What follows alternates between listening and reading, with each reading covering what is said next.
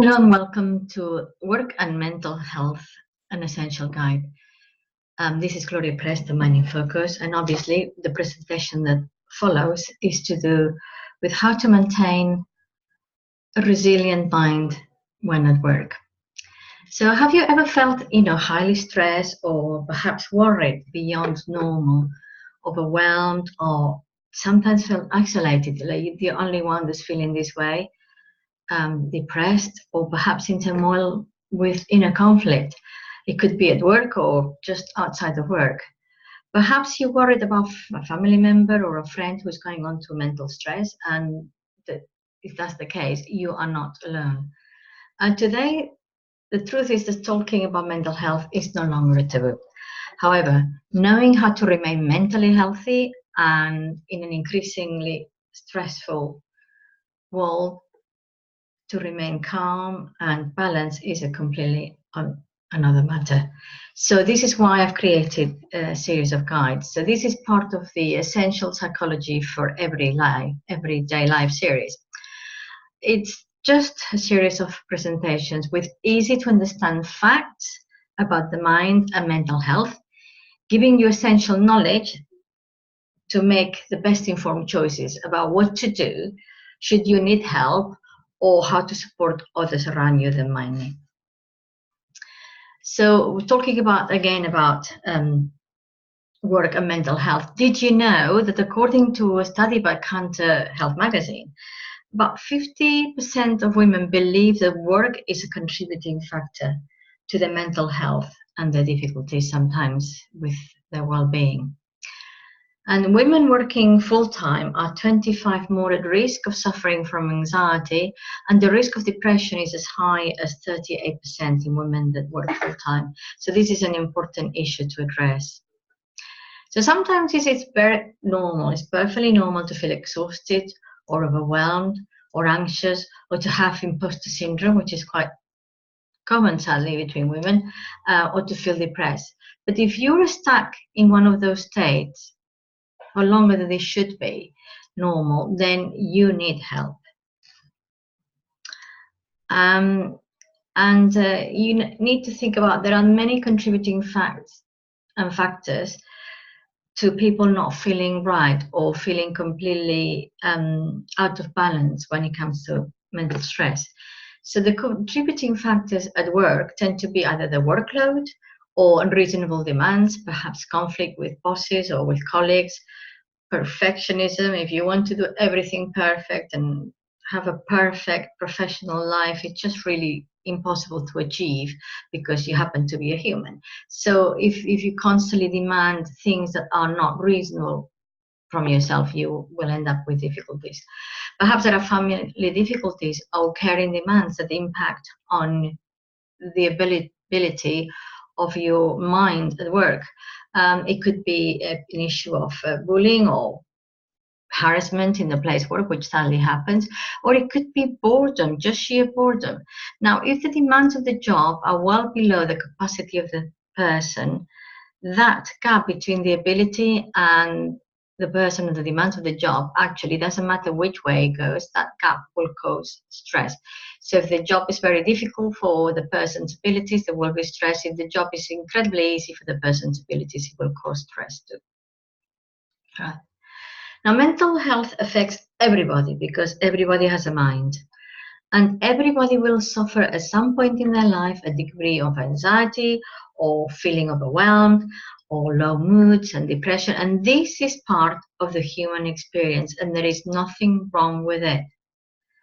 However, when a person becomes stuck in one of those emotional states beyond what would be normal, then we'll be regarding them as suffering with a mental dysfunction or a mental illness. Now, however, with some basic understanding of how what the mind is and how the mind works, you can avoid being stuck in one of those mental states and keep your sanity in spite of work and home challenges. And this is what this presentation is about, is basic, easy to understand facts about mental health and how to keep it. Now, fact number one is to understand what is the mind, okay? So the mind is not something esoteric or just out there, fuzzy. The mind is the combination of the brain and all its functions, the content that the brain has, the thoughts, the beliefs, the ideas, the mindsets, the memories, and so on, and the energy, so it's the blood supply and the electrical current that makes the mind work. So the mind is much more than the sum of the physical parts of the brain, and this is important to understand.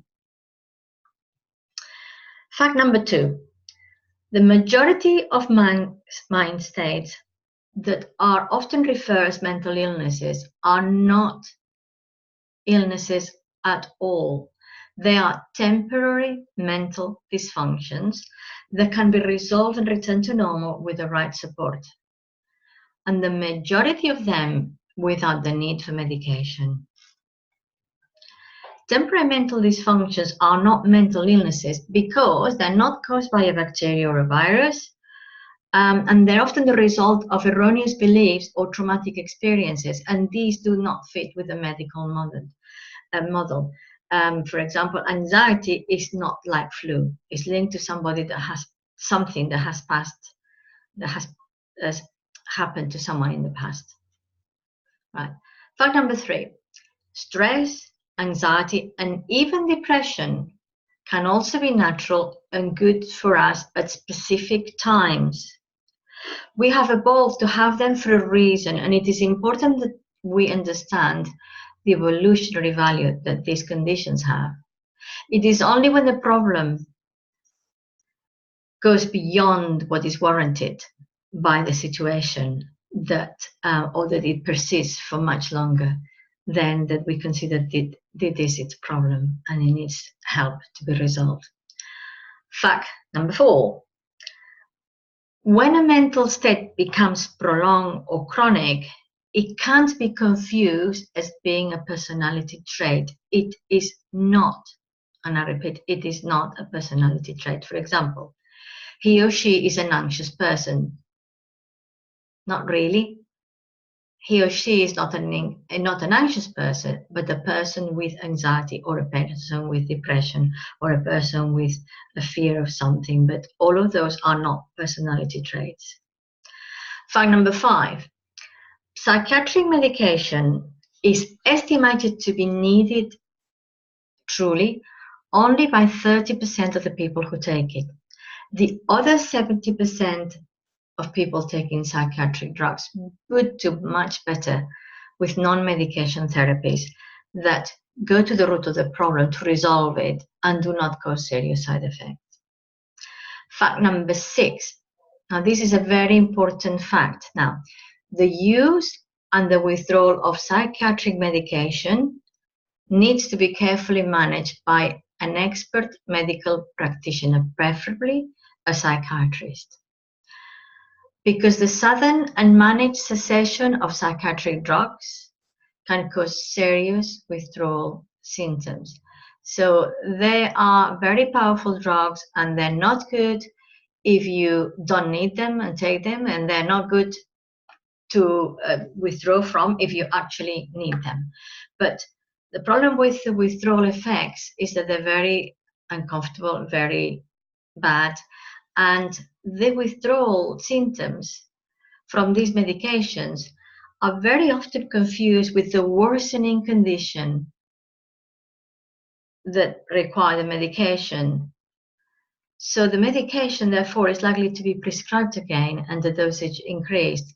When somebody is going through cold turkey from heroin or from cocaine and whatever other drug, they don't think, oh, he obviously or she obviously needs the cocaine or the heroin, will give it back. But that's exactly what is happening in some cases with psychiatric medication.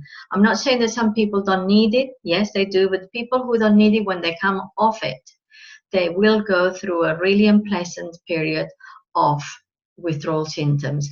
And that's not to be confused with the problems that they had prior to taking the medication. Now, we need to understand what the mind is and how the mind works. So I'll make this analogy about a computer so that we have a better understanding. So the mind, we think, as we said before, is the brain, the thoughts and beliefs and memories and rules and everything that the brain holds, and the energy. So the brain is equivalent to the hardware, all the neurons and the chemicals and neurotransmitters and everything that's in there. So that's the hardware. The software is the ideas that are put in the mind, that's ideas, the ideas and the rules that the mind holds. That's the software. And then we have the energy. So you have, people who have problems with the blood supply. They have maybe a clot in the top part of the irrigation of the brain, obviously have serious health issues, but mental health issues too. And also if you don't have electrical currents going within the neurons of your brain, then there is no spark, there is no communication between the neurons. So those are the three important components to what makes the mind, right? So if we talk about non-healthy mental conditions, okay, we can talk about things that might be more like the hardware part of it. So it could be schizophrenia or bipolar disorder or dementia or psychopathy, things that actually are linked to some of the neurons or the neurotransmitters, how they work, and there might be some damage to the brain or some lack of development in certain areas. So that's one group of mental difficulties or mental illnesses that are caused by the physical part of the brain. Then we have what we call the functional acquired, which is also mediated by the physical part of the brain, but these are dysfunctions that are acquired because something that has happened, events that have happened in the past, or by the ideas that somebody holds clashing with the reality of the world. And so we have anxiety, we have depression, we have extreme fears called phobias, or we have personality disorders.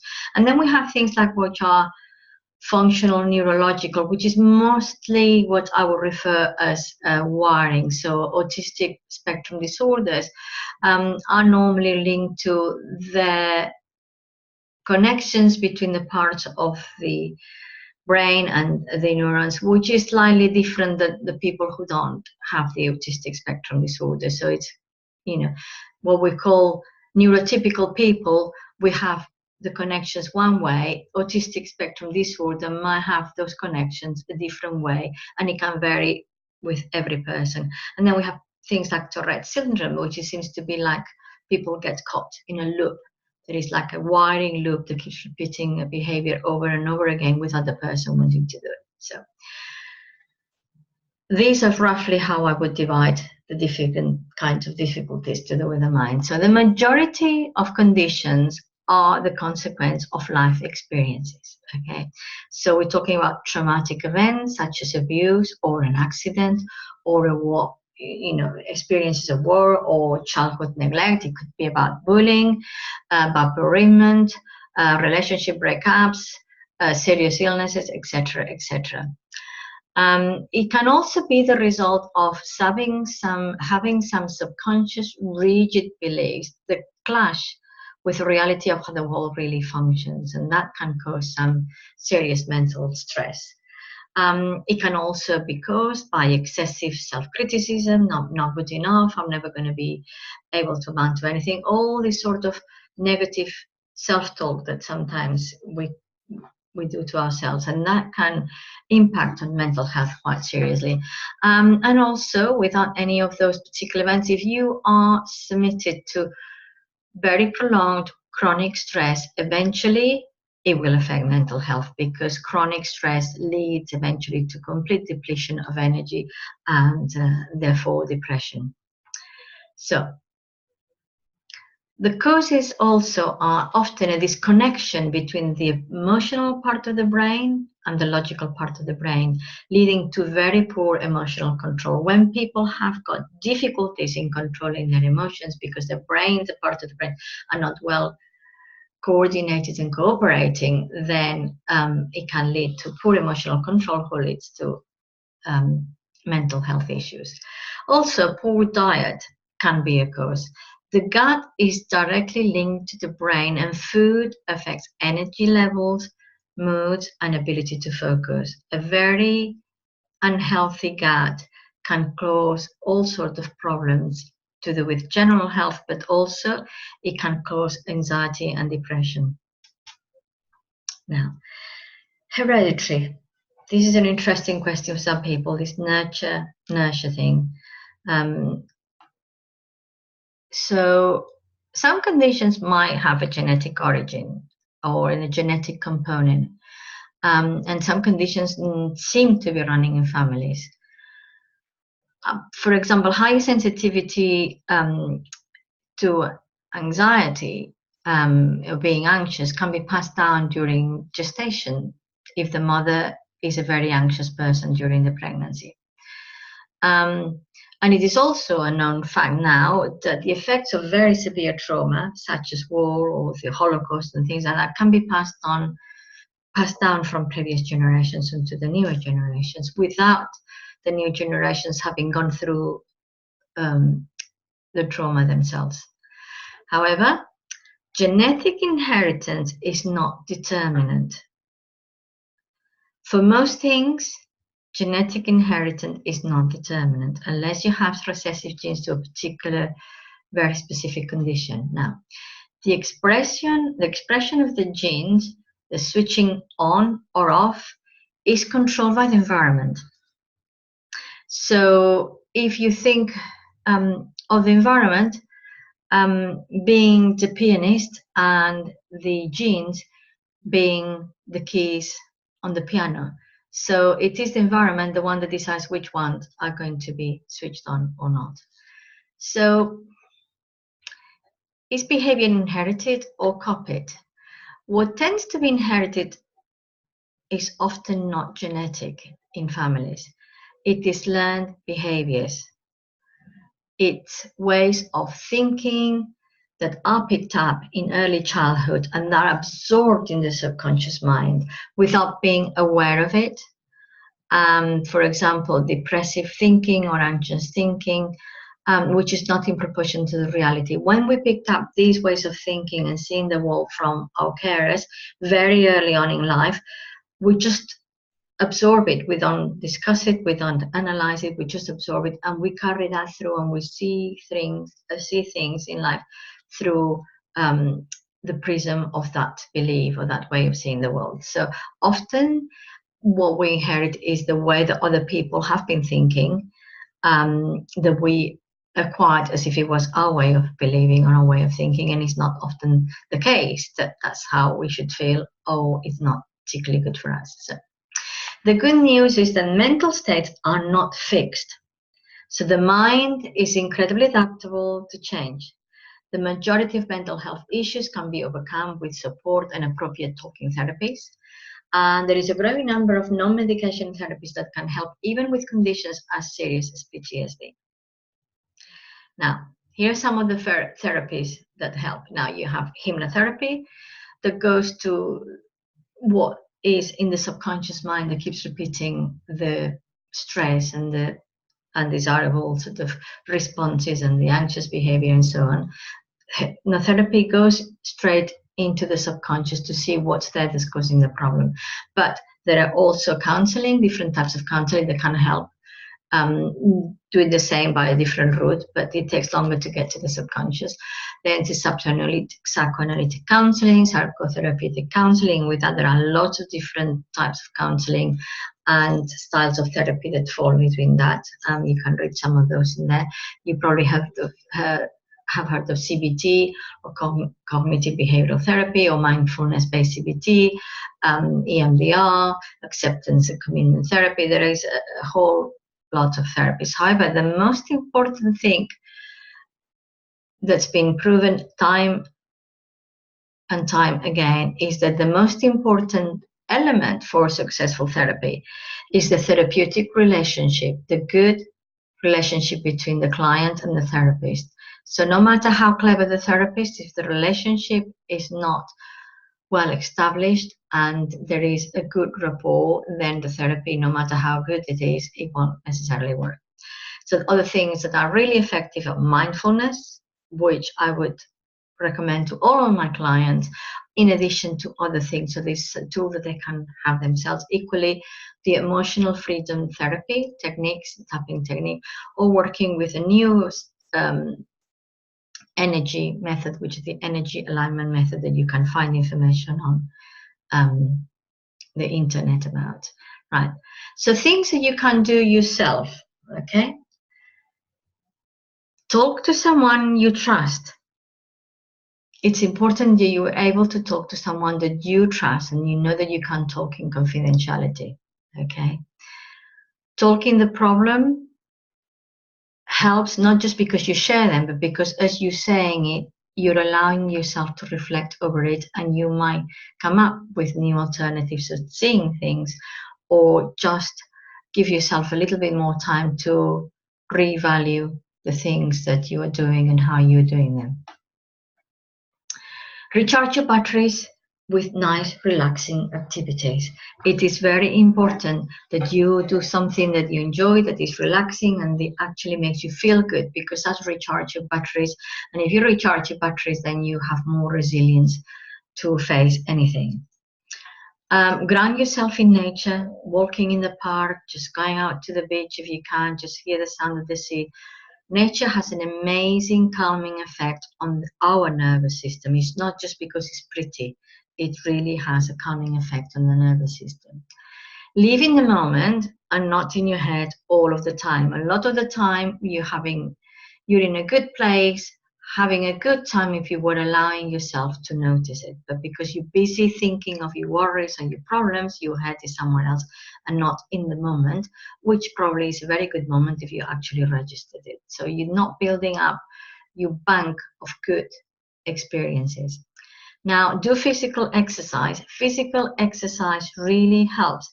It gets you down from your head, which is a good thing, and it brings a blood supply to your brain, which is a really good thing, and it gives you good experiences by releasing endorphins. So overall, it's really, really beneficial for mental health. Learn calming breathing exercises. This is the fastest way to calming yourself. It's just deep breaths, or just particularly there are some really good exercises for breathing, which is not just deep breathing, but different kinds that allow you to improve the way you breathe, but allow you to be able to calm your nervous system when it needs calming.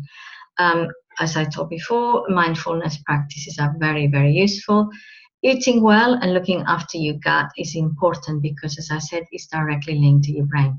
And sleep well.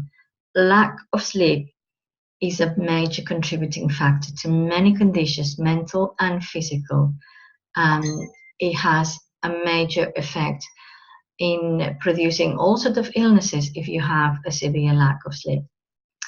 Now, warning. Now, being mentally healthy is not being constantly happy. It's about having the mental resources and the resilience to cope with the challenges that come your way in a balance or in a balanced way. So I'm not promising anybody that by having treatment they will be happy ever after. They would be more balanced and calmer to allow themselves to be happy. Because sometimes people are unhappy not by the things that are experiencing, but the things that they have experienced in the past and things that think they might be experiencing in the future. Well, in fact, when they're experiencing something good, they're just not there to enjoy it. So remember, this is not about being happy all of the time, but it's about meeting the challenges with calmness. And for more information, please contact me. I'm Gloria Prest, and you can contact me on either of those emails or phone me on that number, or simply just go to my website, www.mindinfocus.co.uk. You can alternatively book a 30-minute phone consultation with me by using that link. And I hope you have found this presentation interesting. There will be more of these in the future, so keep an eye for these presentations, and thank you for watching. Goodbye.